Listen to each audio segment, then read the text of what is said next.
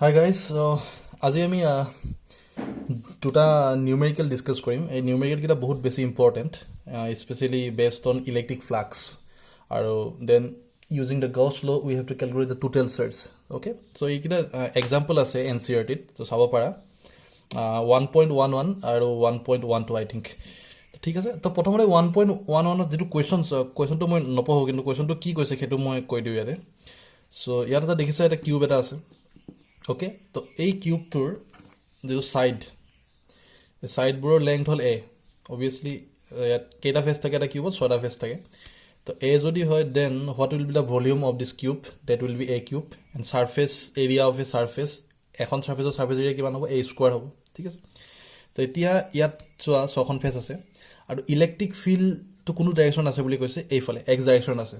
চ' electric field লাইনটো এইফালে গৈ আছে কিন্তু। ঠিক আছে, the direction of the electric field is along x axis.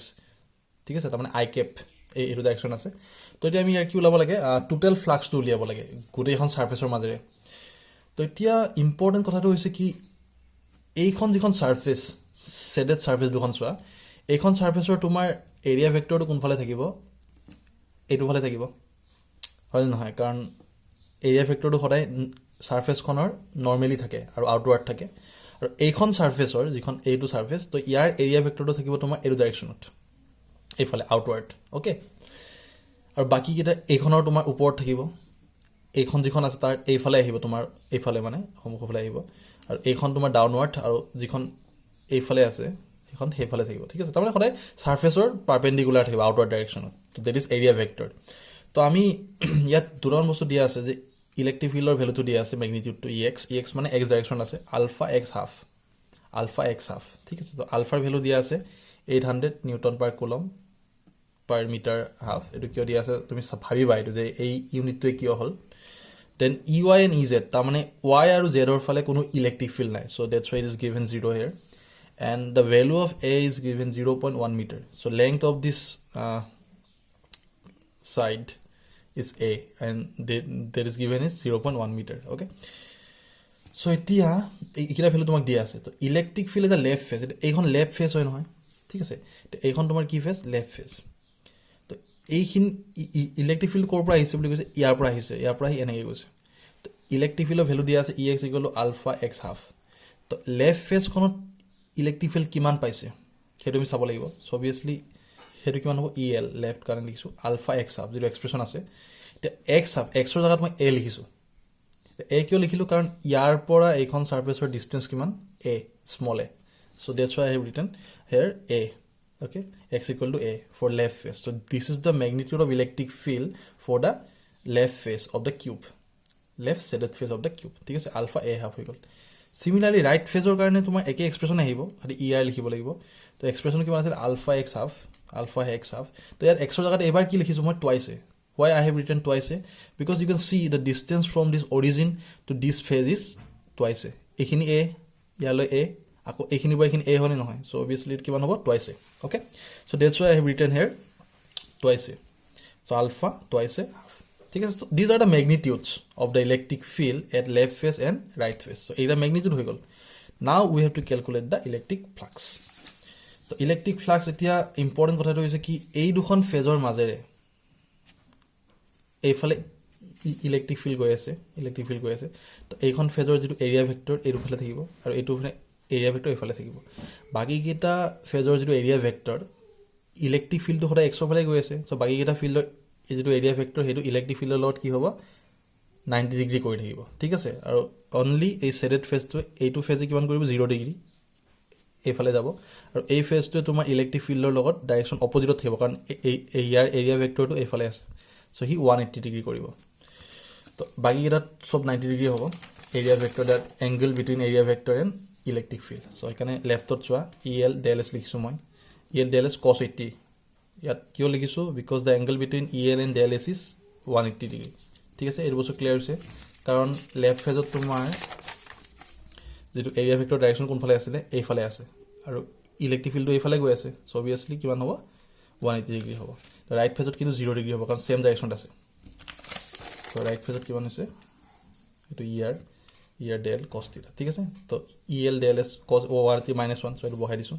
এতিয়া del s মানে কি তাৰ এৰিয়াটো এৰিয়া ভেক্টৰ যেটো সাৰফেস লৈছো তাৰ এৰিয়া তো সাইডটো যদি a হয় obviously এৰিয়াটো কিমান হ'ব a স্কয়াৰ বহাই দিছো ইয়াতো a স্কয়াৰ বহাই দিছো er ঠিক আছে el আৰু er value already we have calculated the values of el er then বাকি কিটা যিটা ফেজ আছিল এই দুটা ফেজৰ পালো বাকি কিটা ফেজ সদায় কিয় কাৰণে 0 হ'ল বিকজ যেটো ইলেক্ট্ৰিক ফিল্ড ভেক্টৰ আৰু সাৰফেস যেটো এৰিয়া ভেক্টৰ তাৰ এংগলটো সদায় 90 ডিগ্ৰী চাব পাৰা তুমি তাৰ সদায় এংগলটো 90 ডিগ্ৰী হয় কাৰণ যেটো মানে y আৰু z ত আছিল তো সেইকাৰণে cos 90 হলে 0 হ'ব সো অবিয়াসলি তাৰ ফ্লাক্স নাথাকিব নাও টোটাল নেট ফ্লাক্স কিমান হ'ব অনলি এই দুটা ফেজৰ হ'ব দুটা যোগ কৰি দিলে হ'ল er ইছু সো er আৰু el ৰ ভ্যালু আমি কৈ থৈছো সো ভ্যালুটো বহাই দিলে হ'ল ইয়াত so then এই কিটা বস্তু কমন আহি যাব চাব পাৰা এটা simple mathematics then finally substitute the value of alpha a then you will get the total flux is like 1.05 it all total flux through the cube now what is the total surge enclosed in the cube the Gauss law pra ki paisilo phi equal to q by epsilon this is the total surge enclosed by the surface or enclosed by the cube then q mane kiman hobo phi epsilon naught phi value already paisu ami why the epsilon naught value kiman in SI unit 8.85 10 minus 12 after simplifying this mathematics or this numerical or this thing then you will get the total surge 9.27 into 10 minus 12 coulomb okay this is the total surge enclosed by the cube it's very simple problem ase na etu eta aru eta problem ase same problem anyway hoy khali er shape tu belega cylindrical loise etu era cylinder symmetrical cylinder alop moi mane draw korte problem hoise kintu sob cylindrical face kida ke তো ইয়াত এটো cylinder এটা ঠিক আছে তো cylinder তোমার face কিটা থাকে তিনটা ফেস থাকে এটো ফ্ল্যাট সারফেস আৰু এইটো যেটো এইটো সাৰফেস আছে চাও পাৰা 3 ডাইমেনশন কনসেপ্ট এটো হল কাৰ্ভ সাৰফেস বুলি কোৱা হয় তো ইলেক্ট্ৰিক ফিল্ড তোমাৰ অৰিজিনৰ পৰা ক্ৰিয়েট হৈছে চাৰ্জটো মানে ইয়াত আছে তো এফালে গৈছে আৰু এফালে গৈছে ইউনিফৰ্মলি ডিস্ট্ৰিবিউটেড হৈ আছে তো ইউনিফৰ্মলি ডিস্ট্ৰিবিউটেড হোৱাৰ বাবে যেটো তোমাৰ ইয়াত দিয়া আছে যে ইলেক্ট্ৰিক ফিল্ড 200 i cap তাৰ মানে i cap 200 i মানে কি যে x direction of আছে positive x direction of আছে for x equal to sorry x greater than 0 তাৰ মানে এটো origin যদি হয় এই ফালৰখিনি x greater than 0 positive value থাকিব আৰু এই ফালৰখিনি negative value থৈছে total length to 20 year so এটো mid point তো ইয়াৰ পৰা x greater than 0 x greater than 0 হয় then electric field কোন ফালে আছে এই ফালে আছে ঠিক আছে আৰু ইয়াৰ value তো এটো magnitude এটো direction similarly ইয়াত দিয়া আছে e vector equal to minus 200 i cap ইয়াত minus দিছে for x less than 0 তাৰ মানে এই ফালে যদি আছে ইলেক্ট্ৰিক ফিল্ড এফালে আছে আৰু তাৰ ভ্যালুটো কিমান -200 i cap ওকে ঠিক আছে তো এতিয়া কথাটো হল কি ৰেডিয়াসটো কিমান দিয়া আছে সিলিন্ডাৰ এটো মানে ৰেডিয়াস যেটো হেটো দিয়া আছে তোমাৰ 5 cm so all are given in the SI unit so you have to convert this radius to SI unit so immediately try to convert this CGS unit to SI unit so কিমান হ'ব 0.05 metre ঠিক আছে convert কৰিছো মই সব SI লিখিছো এটা মই টোটাল ফ্লাক্স ওলাব লাগে তো এটা টোটাল ফ্লাক্স ওলাওতে মই এটা কথা প্ৰথমতে ক'ব বিচাৰিছো যে তিনটা সাৰফেস আছে এটা দুটা তিনখন তো এই ফালে যদি ইলেক্ট্ৰিক ফিল্ড থাকিব এই সাৰফেসখন যদি 3 ডাইমেনশনাল কোন কনসেপ্টটো ইউজ কৰা তে চাবা যে এই সাৰফেসখনৰ তোমাৰ এৰিয়া ভেক্টৰটো এই ফালে থাকিব ঠিক আছে আকৌ এই ফালে এখন ইলেক্ট্ৰিক ফিল্ড আছে এৰিয়া ভেক্টৰ কোনফালে থাকিব এইফালে থাকিব কাৰণ এখন সাৰফেসৰ কাৰণে এৰিয়া ভেক্টৰ এইফালে থাকিব তে এইখন যিখন কাৰ্ভ সাৰফেস ইলেক্ট্ৰিক ফিল্ড হয় এইফালে আছে নহলে এইফালে আছে হয় x নহলে -x তো এইফালে যিখন কার্ভ সারফেস আছে তাত যিকোনো এটা পয়েন্ট ল if you consider any one point then you can see that the area vector is always like this that means the electric field and the area vector in the curved surface are perpendicular to each other তো area ভেক্টৰৰ আৰু electric ফিল্ডৰ যেটো তোমাৰ angle in case of A curve surface the angle is always 90 degree তো that means ইয়াত তোমাৰ কোনো flux নাথাকে কাৰণ 90 ডিগ্ৰী হলে কি হৈ যায় del s cos 90 that will be 0 so only flat surface কাৰণে থাকিব তো flat surface কাৰণে আমি ক্যালকুলেট কৰিলে হ'ল তো প্ৰথমতে আমি লেফট ফেসটো ক্যালকুলেট কৰিছো তো লেফট ফেসটো যেটা কৰিছো তেতিয়া কিমান আছে ফাইল মানে del s তো লেফট ফেসটো x less than 0 আছিল so e ভ্যালুটো কিমান দি আছে -200 i cap del s to del s এর ডট প্রোডাক্ট এতিয়া i cap তো তোমার এইফালে আছে আর del s তো তোমার এইফালে আছে না So obviously I dot del s কিমান হ'ব লাগিছিলে I del s cos of theta ঠিক আছে cos of theta এটা এইখন ফেজৰ কাৰণে যেটো del s or ডাইৰেকশন এইফালে মানে I কেবৰ ডাইৰেকশন আমি কিমান জানো পজিটিভ x ৰ ফালে তো obviously 180 degree so cos 180 degree minus 1 so obviously I dot del s for the left surface that will give you minus del s ঠিক আছে কাৰণ I এর ভ্যালু তো সদায় 1 হয় তো minus del s পালো এটো so ইয়াত যদি minus del s বহাই দিও minus or minus কি হৈ গল প্লাস হৈ গল তো প্লাস 200 del s তো del s মানে কি এটো যে সিলিন্ডার এই সারফেস তো সারফেস এরিয়া কিমান হ'ব রেডিয়াস যদি r হয় pi r square so pi r square r মানে জানোই pi to value 3.14 after substituting all these values you will get the flux in the left phase is 1.57 newton meter per coulomb ঠিক আছে এটো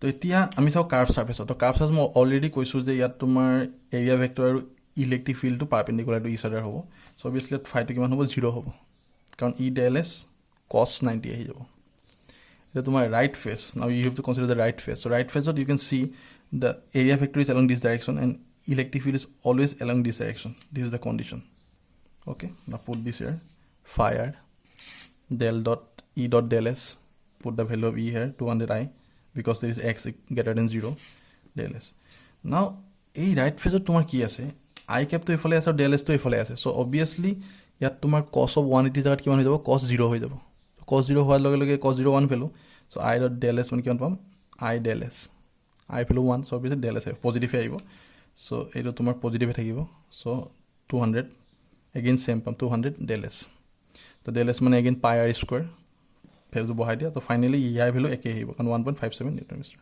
so right phase তোমার flux কিমান হল 1.57 newton metre square per coulomb for left phase 1.57 newton meter square per coulomb and the curved surface আছে that 0 হৈ গল then what is the total flux we have to add all these flux together after adding all these flux then this will be the net flux phi equal to 3.14 newtons now you have to calculate the total charge enclosed by the cylinder again you have to use the Gauss law according to Gauss law phi equal to q by epsilon naught so q can be written as phi into epsilon naught now put the value of epsilon naught that is 8.85 × 10 minus 12 in SI unit put the value of phi already you have calculated then finally this is the total surge okay so these two problems are very important and